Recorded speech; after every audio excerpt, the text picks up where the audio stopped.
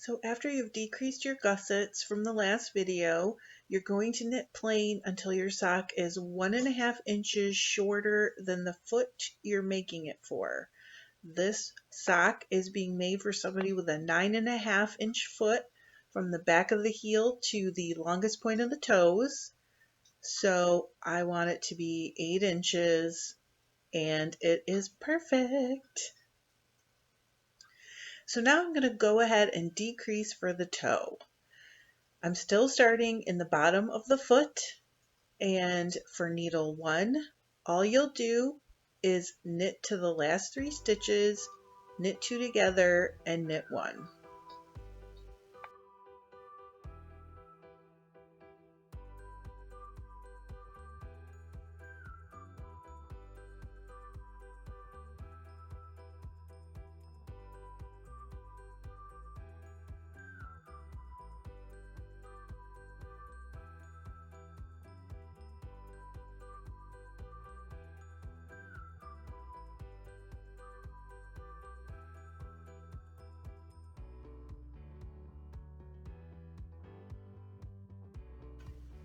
Moving on to needle 2, you will knit 1,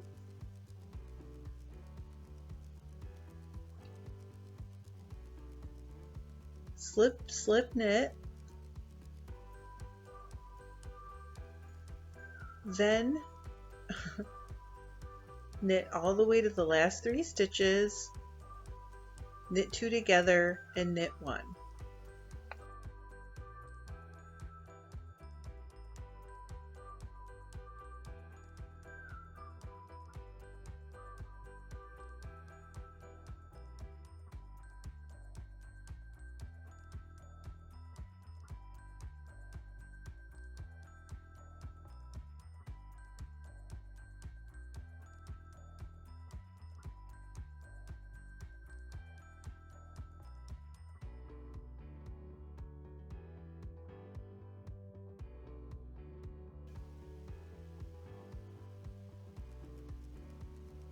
Then for needle 3, you'll just knit 1, slip, slip, knit, and then knit to the end of the row.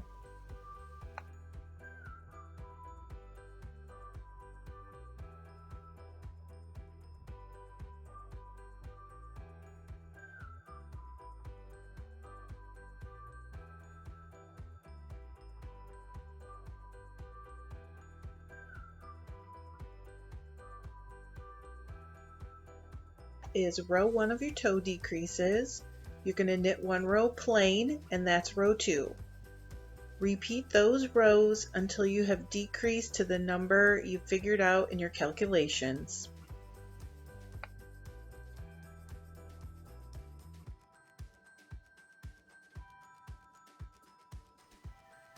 So now that you've decreased your sock toe all the way down to the number you calculated, you're going to Kitchener stitch it closed.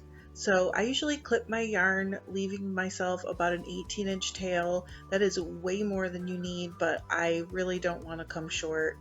So I go ahead and thread a tapestry needle.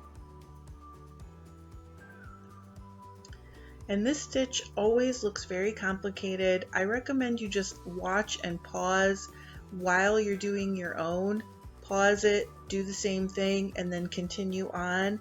It's really a matter of learning it by muscle memory, and over time you just learn what to do based on how it looks. So you anchor it in the front stitch.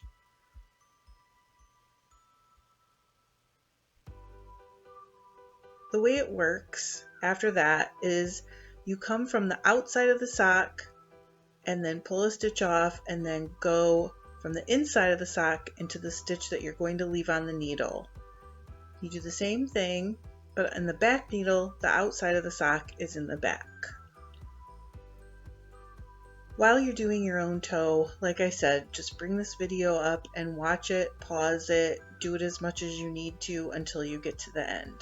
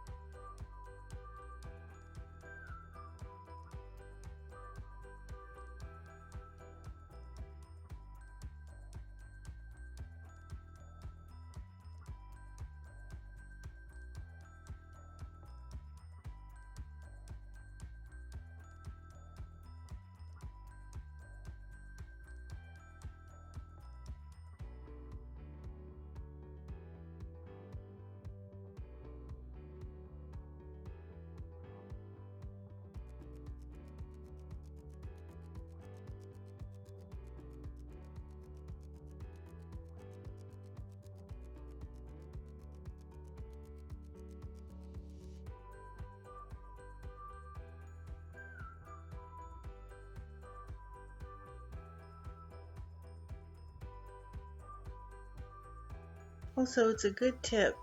If you're looking, you can see that I'm holding that back stitch on with a finger, and then I'm holding the front stitch on with the finger often too. That just helps me not accidentally pull off one more stitch than I want to.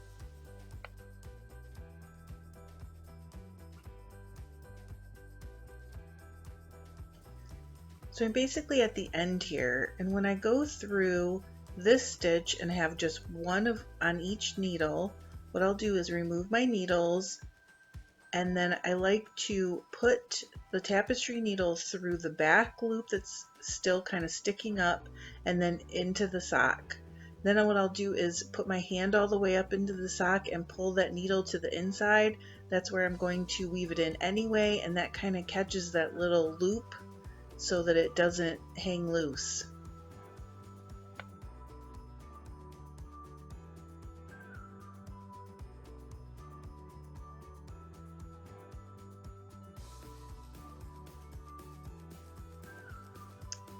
So you can see that makes a really nice clean toe. And I'm going to show you from the outside. You can barely tell, well, I can't tell at all. To me, it just looks like another knit row. So cool, and you made a sock.